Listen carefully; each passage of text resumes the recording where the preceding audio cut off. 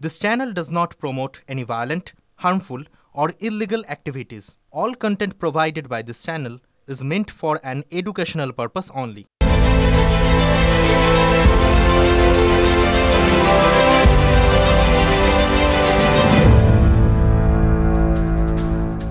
ঠোটকাটা স্পেশালের শুরুতেই আমাদের বড় পর্দার দিকে তাকান। আপনাদের দেখাবো আজকে টপ 10 ব্রেকিং।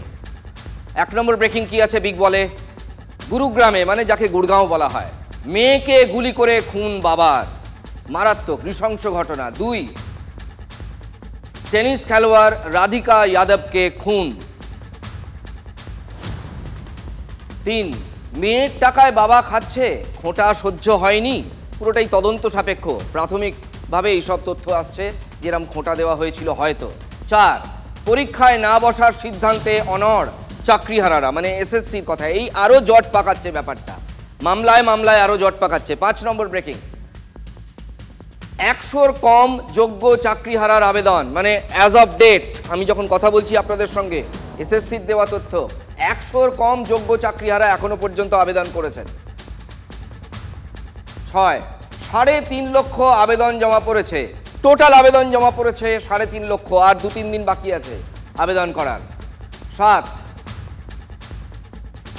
আবেদনকারীদের মধ্যে চাকরিহারা মাত্র 300, টোটাল চাকরিহারা মাত্র 300।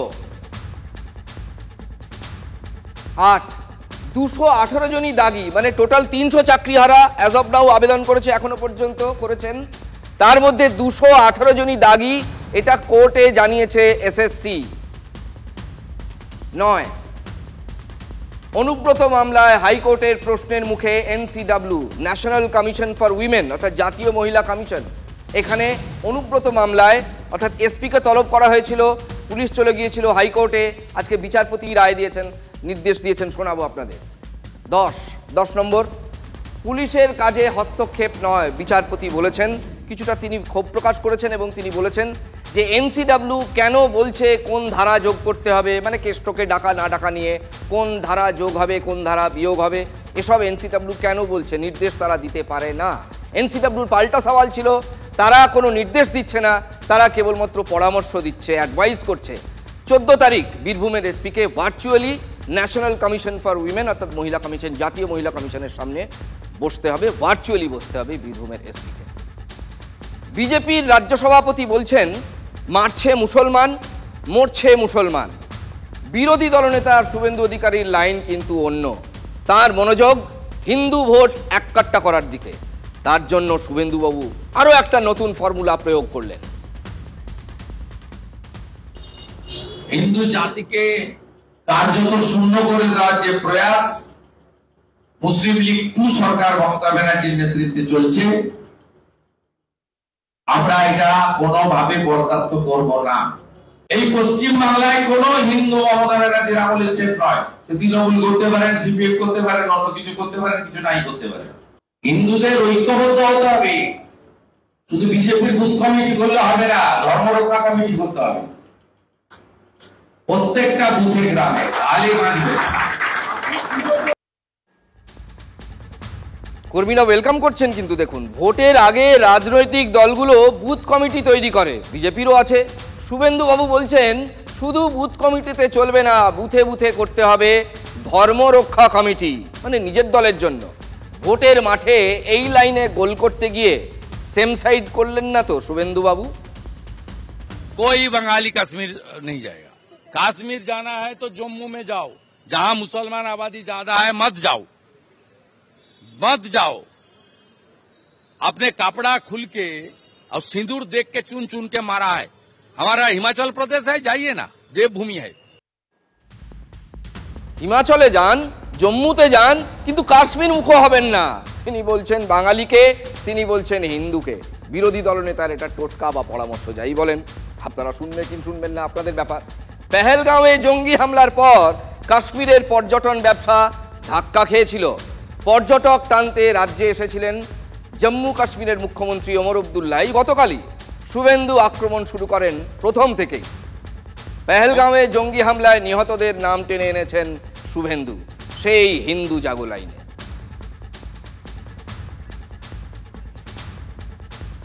আব্দুল্লাহ মহোদয় তিনি বাংলা ভাষা বুঝতে পারবেন না হয়তো, তবুও আপনাদের মাধ্যমে আমি ওনার কাছে বার্তা দিতে চাই, উনি এয়ারপোর্টে রিটার্ন ফ্লাইট ধরার আগে যেন বিটন অধিকারী এবং সমীর গুহর বাড়িতে একবার যান। ওমর আব্দুল্লাহ নবান্নে গিয়ে মুখ্যমন্ত্রীর সঙ্গে দেখা করেন। ওমর মমতাকে কাশ্মীরে যাওয়ার আমন্ত্রণ জানিয়েছিলেন। जब मौका मिले तो ज़रूर कश्मीर आए, क्योंकि मैंने कई बार मैं दीदी का मेहमान रह चुका हूँ। अब मैं चाहता हूँ कि ये आए और हमारा जो है हमारे मेहमान बने। I am a great fan of Kashmir. I love Kashmir.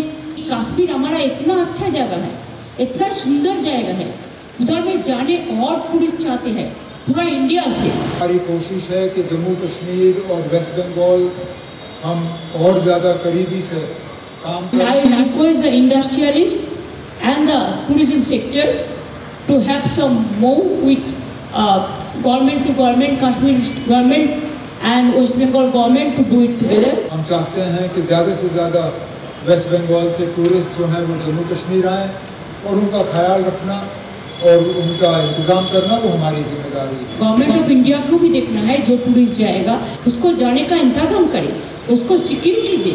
कि ओमर अब्दुल्ला के पास सिक्योरिटी नहीं है, वो सिक्योरिटी है गवर्नमेंट ऑफ इंडिया के पास। মমতা বন্দ্যোপাধ্যায় রাজ্যের মানুষকে কাশ্মীর যেতে বলছেন, শুভেন্দু উল্টো কথা না বলে পারেন? कोई बंगाली कश्मीर नहीं जाएगा। मैं पार्टी एफिलिएशन में नहीं बोलता हूँ, ये बीजेपी का एमएलए नहीं। मैं जिस तरीके से बीटन अधिकारी का वाइफ, समीर गुह जी का वाइफ का आंसू देखा ना, मैं उनको सुझाव दे दिया, भाई जहां मुसलमान आबादी है उसमें मत जाओ। कश्मीर जाना है तो जम्मू जाओ, कश्मीर जाना है तो जम्मू में जाओ। जहां मुसलमान आबादी ज्यादा है मत जाओ। अपने कपड़ा खुल के और सिंदूर देख के चुन चुन के मारा है। हमारा हिमाचल प्रदेश है, जाइए ना, देवभूमि है। শুভেন্দু টেনে আনলেন পেহেলগাঁওয়ে জঙ্গি হামলার প্রসঙ্গ, অথচ প্রধানমন্ত্রী বারবার বলছেন জঙ্গিরা কাশ্মীরের উন্নয়ন, কাশ্মীরের পর্যটন, কাশ্মীরের পরিকাঠামো উন্নয়ন পুরোটাই থামিয়ে দেওয়ার চেষ্টা করেছিল, কিন্তু পারেনি। पाकिस्तान ने पहलगाम में इंसानियत और कश्मीरियत दोनों पर वार किया। उसका इरादा भारत में दंगे कराने का था। आतंकियों को चुनौती देने वाला नौजवान आदिल, वो भी तो वहां मेहनत मजदूरी करने गया था, लेकिन अपने परिवार की देखरेख कर सके इसलिए मेहनत कर रहा था। आतंकियों ने उस आदिल को भी मार दिया। साथियों, जम्मू कश्मीर के अवाम ने इस बार जो ताकत दिखाई है, ये सिर्फ पाकिस्तान नहीं, दुनिया भर की आतंकवादी मानसिकता को जम्मू कश्मीर के लोगों ने कड़ा संदेश दिया है। जम्मू कश्मीर को इस स्थिति से निकालना जरूरी था और हमने ये करके दिखाया है। विकास का जो वातावरण जम्मू कश्मीर में बना था, वो पहलगाम के हमले से डिगने वाला नहीं है। जम्मू कश्मीर के आप सभी लोगों को और आप सबसे नरेंद्र मोदी का वायदा है, कोई भी बाधा अगर रुकावट बनती है तो उस बाधा को पहले मोदी का सामना करना पड़ेगा। আচ্ছা, শুভেন্দুবাবু কি একটু বেলাইনে চলে গেলেন না? তৃণমূল নেতারা এমন মোক্ষম সুযোগ ছাড়েনও নি, খুব স্বাভাবিক ব্যাপার। শুভেন্দু ঘনিষ্ঠ বিজেপি নেতাদেরও কিন্তু সাফাই দিতে গিয়ে নাজেহাল দশা। কাশ্মীর তো ভারতবর্ষের অঙ্গরাজ্য। পাকিস্তান তো বলছে যে ভারতীয়রা কেউ যেন কাশ্মীরে যায়, তাহলে ওনার কথাবার্তা তাহলে পাকিস্তানের কথাবার্তার সঙ্গে মিলে যাচ্ছে। উনি কি পাকিস্তানের চর নাকি? এখানে कोई बंगाली कश्मीर नहीं जाएगा। মাননীয় এলওপি, আপনি কিন্তু একেবারে টেররিস্টের মতো কথা বলছেন, এবং টেররিস্টরা এটাই চেয়েছিলেন যে কাশ্মীরের মেরুদণ্ডটাকে ভেঙে দেয়া। विकास का जो वातावरण जम्मू कश्मीर में बना था, वो पहलगाम के हमले से डिगने वाला नहीं है। जम्मू कश्मीर के आप सभी लोगों को और आप सबसे नरेंद्र मोदी का वायदा है। থুতুটা ওপরে ছুটছেন প্রায় প্রত্যেক দিনই শুভেন্দু অধিকারী, আর টপ টপ করে নিজের মুখের ওপর নিজের থুতুটা পড়ছে। এইটুকুনি জ্ঞান গম্ভীর নেই যে বিষয়টা কিভাবে দেখায় এবং কি বলছেন তিনি। যে আতঙ্কের পরিস্থিতি তৈরি হয়েছে সেই বাস্তবতার ভিত্তিতে দাঁড়িয়ে বিরোধী দলনেতা যে ব্যক্তিগত মত প্রকাশ করেছেন সেটা মানুষ নিশ্চিতভাবে তার আলোচনার মধ্যে নিয়ে আসবে। এটা তাদের ব্যক্তিগত বিষয়, সেই ব্যক্তিগত বিষয় নিয়ে আমার অন্তত চর্চা করার কোনো অবকাশ বা জায়গা নেই। ভাই যাহা মুসলমান আবাদি হ্যায় উসমে মত যাও। মাননীয় এলওপি, আপনি কিন্তু একেবারে টেররিস্টের মতো কথা বলছেন। তারাও তো চেয়েছিলেন যে ভারতবর্ষকে ভয় দেখাবো, তাহলে আপনিও তো ভয় দেখাচ্ছেন। আপনি বাংলার পর্যটকদের বলছেন তোমরা কাশ্মীরে যেও না। কাশ্মীর জানা হ্যায় তো জম্মু में जाओ, जहां मुसलमान आबादी ज्यादा है मत जाओ, मत जाओ। अपने कपड़ा खुल के और सिंदूर देख के चुन चुन के मारा है। हमारा हिमाचल प्रदेश है, जाइए ना, देवभूमि है। উগ্রপন্থীরা চেয়েছিলেন যে হিন্দু মুসলমান এই ভাগটা হোক। আপনিও বলছেন যে ওইখানে মুসলমানের দেশে যাবেন না, প্রদেশে আপনারা হিন্দু প্রদেশগুলো যেগুলো আছে সেখানে যান। पाकिस्तान ने पहलगाम में इंसानियत और कश्मीरियत दोनों पर वार किया।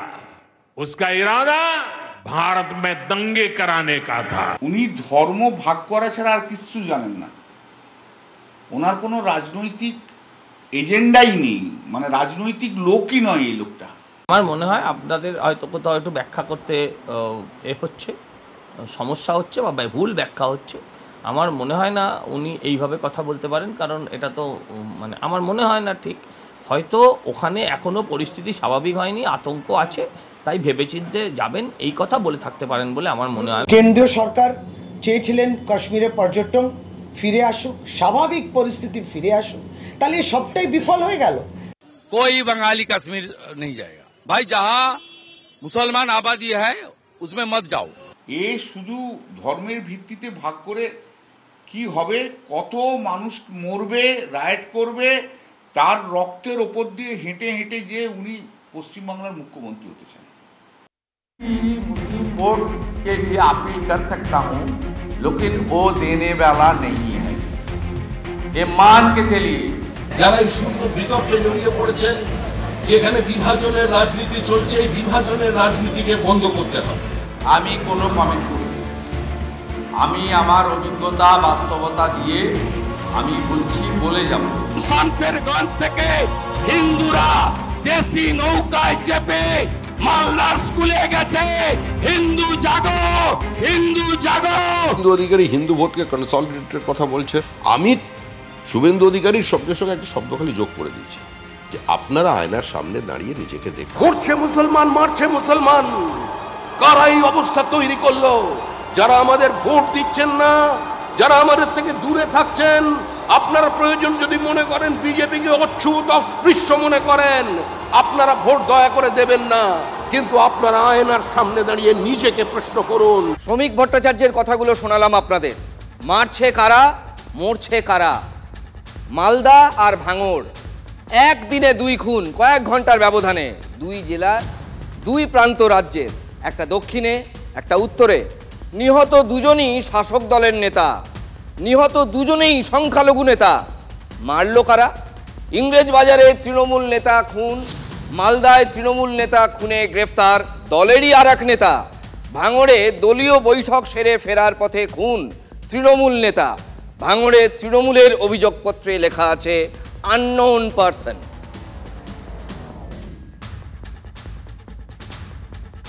মারছে কারা, মরছে কারা? মালদার ইংরেজ বাজারে তৃণমূল নেতা খুন, নিহত আবুল কালাম আজাদ, মানে যিনি মারা গেছেন, যাকে খুন করা হয়েছে। আর অভিযুক্তর নাম কি? মইনুল শেখ, তৃণমূলের পঞ্চায়েত সদস্য। অভিযুক্ত গ্রেফতার। তাহলে তৃণমূল নেতা খুনে গ্রেফতার দলেরই নেতা। মালদায় তৃণমূল নেতা খুন আবার, আর সেই খুনের ঘটনায় গ্রেফতার দলেরই নেতা।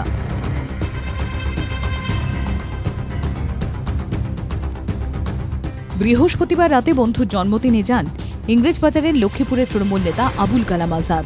অভিযোগ, পিটিয়ে কুপিয়ে খুন করা হয় কালামকে। গ্রেফতার তৃণমূলেরই পঞ্চায়েত সদস্য মইনুল শেখ। অভিযোগ, নিহত আবুল কালাম ও অভিযুক্ত মইনুল দুজনেই জমি মাফিয়া। নিহত আবুল কালামের বিরুদ্ধে জাল দলিল বানিয়ে জমি হাতানোর অভিযোগ রয়েছে। ধৃত মইনুল ও নিহত আবুল কালাম একসঙ্গে জমি ব্যবসা করতেন। জমি নিয়ে বিবাদেই কি খুন? মাইনুল এবং মাইনুলের ছেলে নেতৃত্ব দিয়ে লড়াই মারা করে। আমার ছেলের পার্টনারও ছিল মাইনুল, লক্ষ্মীপুরে। আজমুল আছে বানিয়া গ্রামে, আরো কয়েকজন আছে। আবুল কালাম আজাদ আমার ভাগনা, ওর এরিয়াতে এসে বিজনেস করছে, তার প্রভাবটা হয়তো কমে যাচ্ছে, তাকে সেখানে বিজনেস করতে দিবে না, এইভাবে তাকে হুমকি দেওয়া হবে। তৃণমূল হতে পারে সবাই।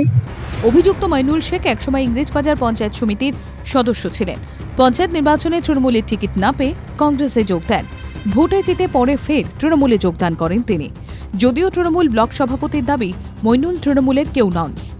শেখ ও কংগ্রেস থেকে জিতেছে, ওকে কিন্তু ব্লক প্রেসিডেন্টের নিয়মে জয়েন করানো দরকার, কিন্তু আমি ওকে জয়েনিং করাইনি।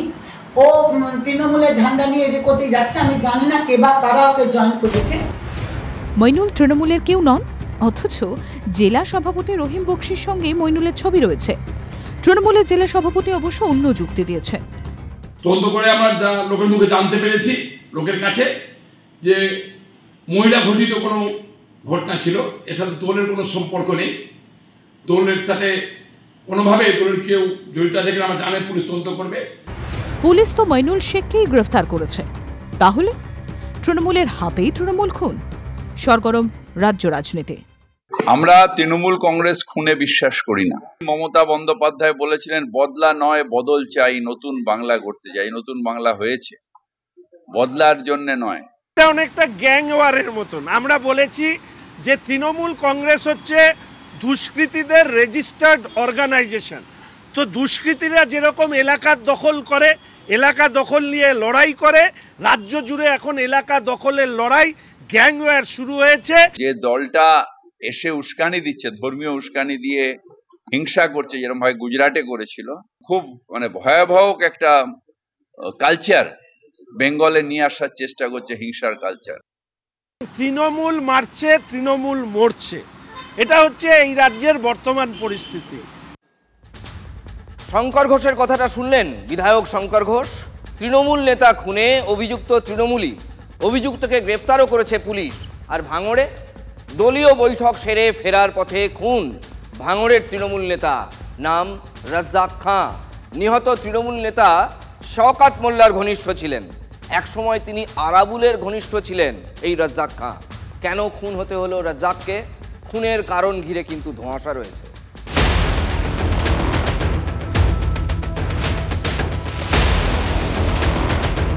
তালতাবেরিয়ার অঞ্চল সভাপতি রাজ্জাক খাঁ, তাকে খুন করা হয়। আর মৃত্যু নিশ্চিত করার জন্য প্রথমে গুলি, তারপর এলোপাথারি কোপ দেওয়া হয়। দেখাই যাচ্ছে এই বাইক করে রাজ্জাক খাঁ তিনি 10টা থেকে 10:30 নাগাদ তার বাড়ির দিকে যাচ্ছিল। ঘটনাস্থল থেকে তার বাড়ি 400 মিটার দূরে। আমার দুটো বাচ্চা ছোট, আমার সংসার চালানোর মতো কিছু নেই, আমি অসুস্থ, আমার বাচ্চাদের কে দেখবে, আমার বাচ্চাদের লেখাপড়ার খরচ কি করে হবে? বিজয়গঞ্জ বাজারের। আর এইখানে বৈঠক করার পরই শওকত মোল্লাকে সঙ্গে নিয়ে তিনি এই রাস্তা ধরেই একেবারে বেরিয়ে যান। ঠিক 9:30 থেকে 10টা নাগাদ একেবারে সেই রাস্তা, যে রাস্তা বলা যায় কার্যত জনশূন্য এবং ঘন জঙ্গল, সেই রাস্তা দিয়ে যেতে গিয়েই বেশ কিছু দুষ্কৃতী তাকে গুলি করে।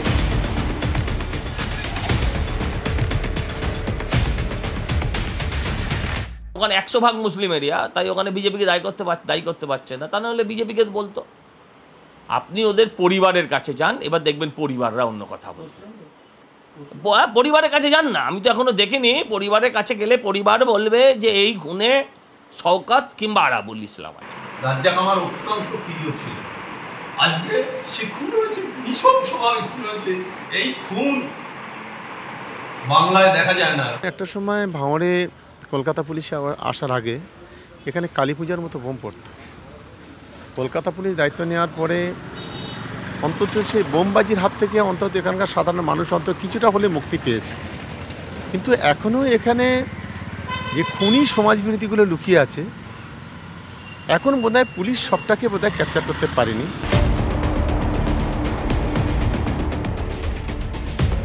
তৃণমূল মারছে, তৃণমূল মরছে, এটা হচ্ছে এই রাজ্যের বর্তমান পরিস্থিতি। মজাটা কোথায় জানেন? শওকত মোল্লা, যার বাইট শুনছিলেন, ভাঙড়ে আগে খুব বোমাবাজি হতো, তাকেই একসময় তার নেত্রী বলেছিলেন, মুখ্যমন্ত্রী বলেছিলেন তুই তো বোমা বানাস। কারা হামলা চালালো শওকত ঘনিষ্ঠ রাজ্জাকের ওপর? রাজনৈতিক কারণে হামলা না অন্য কোনো কারণ, ব্যক্তিগত বা ব্যবসায়িক? কারণটা কি? আননোন পার্সনের নামে অভিযোগ দায়ের করেছে তৃণমূল কংগ্রেস। ওদের পরিণত তাই হল, একে অপরকে মারতে মারতে চলে যাবে। মরছে মুসলমান, মারছে মুসলমান, কারা এই অবস্থা তৈরি করলো? এর উত্তর নওশাদ সিদ্দিকী আর শওকত মোল্লাই দিতে পারবে, আমরা দিতে পারবো। আমরা আননোন এফআইআর করেছি, কিন্তু আমার যেটুকু মনে হয়েছে যে আইএসএফ আশ্রিত সমাজ বিরোধীরা এই ঘটনা ঘটিয়েছে। এখন শওকত মোল্লা সাহেব রাজনীতি করছেন, তিনি আইএসএফকে আমাদেরকে দেখে দেওয়ার চেষ্টা করছে, এটা গোষ্ঠীদ্বন্দ্বের শিকার হয়েছে। ওখানে বিজেপির কোনো স্টেক নেই। নওশাদ বলছে এটা তৃণমূলের গোষ্ঠীদ্বন্দ্ব, তৃণমূলের দাবি নওশাদের দল করছে আইএসএফ। এরা দুজনই বলতে পারবে, কারণ এই মুহূর্তে ভাঙড়ে পায়ের তলায় ওদের জমি নেই, ওদের এই খুন খারাপি ছাড়া দ্বিতীয় কোনো রাস্তা নেই আমার যেটুকু মনে হয়েছে। দেখা যাক, পুলিশ তো ইনভেস্টিগেশন করছে। তৃণমূল কংগ্রেস এই মুহূর্তে চালতাবাড়ি অনেক শক্তিশালী, আইএসএফ অনেকটা দুর্বল। এই লোকটি যাকে খুন করেছে ওরা, আপনার একদা সময় আরাবুল ঘনিষ্ঠ ছিল, প্রেশার দিয়ে চাপ দিয়ে এখন শওকত ঘনিষ্ঠ করেছে। এবার এই সুযোগটা কে নিয়েছে এটা তদন্ত সাপেক্ষ। এরা আমাদের কোনো স্টেক নেই, আমাদের লোকরা সব পারে না। মরছে মুসলমান, মারছে মুসলমান, কারা এই অবস্থা তৈরি করলো? যারা আমাদের ভোট দিচ্ছেন না, যারা আমাদের থেকে দূরে থাকছেন, আপনারা প্রয়োজন যদি মনে করেন বিজেপিকে অচ্ছুত অস্পৃশ্য মনে করেন, আপনারা ভোট দয়া করে দেবেন না, কিন্তু আপনারা আয়নার সামনে দাঁড়িয়ে নিজেকে প্রশ্ন করুন। আমাদের লোকদের মানসিকতাও নেই, আপনি ঢিল ছুড়ে দেন ও ফুল দিয়ে। তৃণমূলে কি না হয়, কি না সম্ভব, এটাই বোধহয় ট্যাগলাইন করতে হবে রাজ্যের শাসক দলকে। বিতর্ক আঠার মতো সেটে গেছে। বিতর্ক বলতেই মনে পড়ে গেল রাজন্যার কথা। তিনি এখন বঙ্গ রাজনীতির চর্চার হট টপিক, সে তো বটেই। সেও ছিল একটা 21শে জুলাই। তৃণমূলের যুবমুখ হিসেবে উঠে এসেছিলেন রাজন্যা হালদার, যাকে এখন টিভির পর্দায় প্রত্যেক দিন দেখছেন বোমা ফাটাতে নানা রকম। বেশি পিছিয়ে যেতে হবে না, গত বছরের কথাই বলছি, আবার আসছে একটা 21শে জুলাই। এবারও চারিদিকে তাকে নিয়ে এই চর্চা আলোচনা। আর সেটা কি জানেন? তিনি নাকি বিজেপিতে চলে যাচ্ছেন। ঠিক শুনছেন, প্রশ্ন একটাই, দল বদলে। সত্যি নাকি? কান পাতলেই শোনা যাচ্ছে কথাটা। বিজেপি থেকে যোগদানের প্রস্তাব পেয়েছেন প্রান্তিক রাজন্যা। জল্পনা এখন তুঙ্গে। তৃণমূল ছাত্র পরিষদের বহিষ্কৃত নেত্রী তিনি। ইদানিং নানা বিষয়ে প্রতিবাদ করছেন কুল্লাম কুল্লা। এবার কি তাহলে বিরোধী ঝান্ডা হাতে তুলে নেওয়ার পালা? রাজন্যা অবশ্য মানছেন না। রাজন্যা বিজেপি অফার করেছে, এটা তো মার্কেটের খবর, তাই তো? সেই জায়গা থেকে তো উঠে এলো। খুব খুবই খুবই খুবই অপ্রাসঙ্গিক, খুবই ভীষণ। মানে এই মুহূর্তে দাঁড়িয়ে এইটা তো হতে পারে না যে আন্দোলন করছি, বিরোধিতা করছি মানে বিজেপি, সিপিএম, কংগ্রেস। প্রশ্নটাকে অপ্রাসঙ্গিক নালান ভয়েড করে দিন। কেউ একজন বলেছেন যে আমাদেরকে ফান্ডিং করা হচ্ছে বা আমাদেরকে কোনো অন্য দল থেকে সাপোর্ট করা হচ্ছে। এটাও পেট্রোল পাম্প অফার করা হয়েছে। আমার বাবার 8 কাঠা জমি দেওয়া হয়েছে বিজেপি থেকে, তাই জন্য নাকি আমরা বিজেপিতে যাব। এগুলো সব সব সব ভুয়ো তথ্য এবং সব মিথ্যা। কিন্তু মানছি না, মানবো না বললেই কি আর বিতর্ক ফুরিয়ে যায়? নোটে গাছটি কি মুড়িয়ে যায় এত সহজে? বিতর্ক তো শুরু হবে। একটা পোস্ট দেখাই আপনাদের, সোশ্যাল মিডিয়া পোস্ট। ক্ষুরধার বিশ্লেষক, রুচিবান বক্তা মানে সুবক্তা, রাজ্য বিজেপির সভাপতি। বুঝতেই পারছেন কথাগুলো কার উদ্দেশ্যে লেখা? মাননীয় শ্রমিক ভট্টাচার্যের প্রসঙ্গে লেখা। কিন্তু এক্ষেত্রে আসল প্রশ্নটা হলো লেখককে, কে লিখেছেন? না না, রাজন্যা লেখেননি, লিখেছেন তার বাবা ঋত্বিক হালদার। বাবা এমন খোলাখুলি বিজেপি সভাপতির, মানে সদ্য নির্বাচিত বিজেপি সভাপতির প্রশংসায় পঞ্চমুখ। মেয়ের ওপর কোনো প্রভাব নেই। এখন তো তিনি বিজেপি শিবির থেকে ফোনও পাচ্ছেন। হ্যাঁ, আমি ফোন করেছিলাম, এত টিভিতে কান্নাকাটি করছিল, ওর সঙ্গে আমার পূর্ব পরিচয় ছিল।